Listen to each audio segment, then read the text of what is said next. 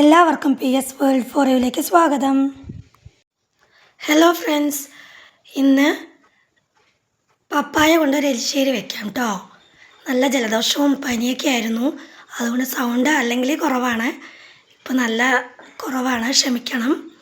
അപ്പോൾ നമുക്ക് തുടങ്ങിയാലോ. ഞാൻ പരിപ്പ് വേവിച്ചിട്ടുണ്ട് കേട്ടോ. കുക്കറിൽ ഒരു വിസിൽ വെച്ചിട്ടുണ്ട്.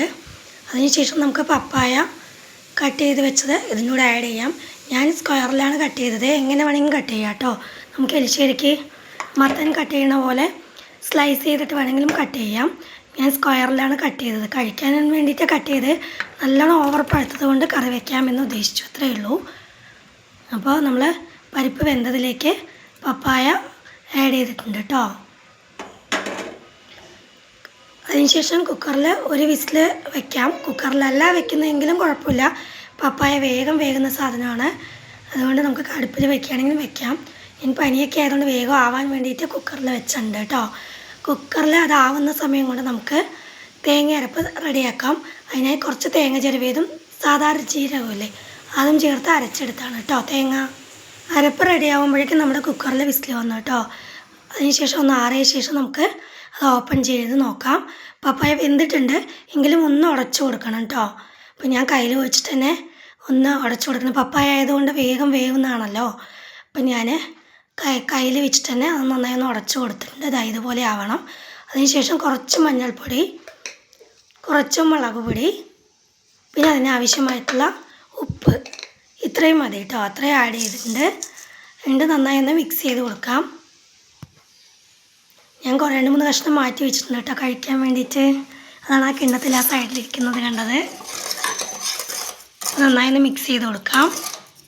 നന്നായി തിളച്ച് വരുന്ന സമയത്ത് ആ മുളക് പൊടി മഞ്ഞൾപ്പൊടിൻ്റെയൊക്കെ പച്ചമുളകൊക്കെ ഒന്ന് മാറി നന്നായി ഒന്ന് തിളച്ച് വരുന്ന സമയത്ത് നമുക്ക് അരപ്പ് അതിൽ കൂടെ ചേർത്താം കേട്ടോ. തേങ്ങ അരപ്പ് ചേർത്തിട്ട് നന്നായി ഒന്ന് ഇളക്കി കൊടുക്കണം. എന്നിട്ട് തേങ്ങ അരച്ചതിൻ്റെ ആ പച്ചമണം ഒന്ന് മാറുന്നത് വരെ ഒന്ന് നമുക്ക് ഇളക്കണം. അരപ്പ് ചേർത്ത് നന്നായി ഒന്ന് തിളയ്ക്കണം. കുറച്ച് സമയം തിളയ്ക്കണം. ആ തിളയ്ക്കുന്ന സമയം കൊണ്ട് നമുക്ക് താളിപ്പിനുള്ളതൊന്ന് റെഡിയാക്കാം കേട്ടോ. തിളച്ച് വന്നിട്ടുണ്ട്, പക്ഷെ നന്നായി ഒന്ന് തിളയ്ക്കണം. അപ്പോൾ ആ സമയം കൊണ്ട് നമുക്ക് താളിപ്പിന് എന്തൊക്കെ വേണം നോക്കാം. തേങ്ങ എടുത്തിട്ടുണ്ട്, ഇങ്ങനെ വേണമെങ്കിൽ മുറിക്കാം, ഇല്ലെങ്കിൽ ചുരവേതെടുത്താലും മതി കേട്ടോ. പിന്നെ കറിവേപ്പില, വറ്റൽമുളക് വേണ്ട, വറ്റൽമുളക് ഇല്ലാത്തതുകൊണ്ട് ഒരു പഴുത്ത മുളക് എടുത്തിട്ടുണ്ട്. പിന്നെ വെളുത്തുള്ളി 3 അല്ലി എടുത്തിട്ട് പിന്നെ കടുകും ജീരകവും കേട്ടോ. വേണമെങ്കിൽ നമുക്ക് ഉഴുന്ന് 2 മണി വേണമെങ്കിൽ ചേർത്താം കേട്ടോ. എണ്ണ തിളച്ചു, ഞാനതിലേക്ക് കടുക്, ചെറിയ ജീരകം എന്നിവ ആഡ് ചെയ്തു. പിന്നെ കുറച്ച് വെളുത്തുള്ളി, പിന്നെ കുറച്ച് കറിവേപ്പില, ഇത്രയും ആഡ് ചെയ്തു. ഒരു പച്ചമുളക് ഉണ്ട് കേട്ടോ, പച്ചമുളക് വേണമെങ്കിൽ അതിടാം കേട്ടോ. പിന്നെ അതിലേക്ക് തേങ്ങ മുറിച്ച് വെച്ചത് ഇട്ട് കൊടുത്തിട്ടുണ്ട്. അത് നന്നായി ഒന്ന് മൂത്ത് വരണം കേട്ടോ. അപ്പോൾ അത്രയും നേരം കുറച്ച് സമയം ഒന്ന് ഇളക്കി കൊടുക്കണം. ഏകദേശം ഈ ഗോൾഡൻ കളർ ആകുമ്പോൾ നമുക്ക് തീ ഓഫ് ചെയ്യാം. എന്നിട്ട് കറിയിൽ ആഡ് ചെയ്യാം കേട്ടോ. കറി നന്നായി തിളച്ച ശേഷം ഓഫ് ചെയ്തിട്ടുണ്ട്. ഇതിലേക്ക് നമ്മൾ കടുക് വറുത്തതൊന്ന് ആഡ് ചെയ്ത് കൊടുത്തിട്ടുണ്ട്. ഇത്രയേ ഉള്ളൂ, ഈസിയാണ്. മത്തൻ എലിശ്ശേരി വെക്കുന്നതിനേക്കാൾ ടേസ്റ്റാണ് കേട്ടോ അത്. പിന്നെ പപ്പായയിൽ ഓൾറെഡി കുറച്ച് മധുരം ഉള്ളത് കൊണ്ട് തന്നെ നമുക്ക് ഒന്നും ആഡ് ചെയ്യേണ്ട ആവശ്യമില്ല.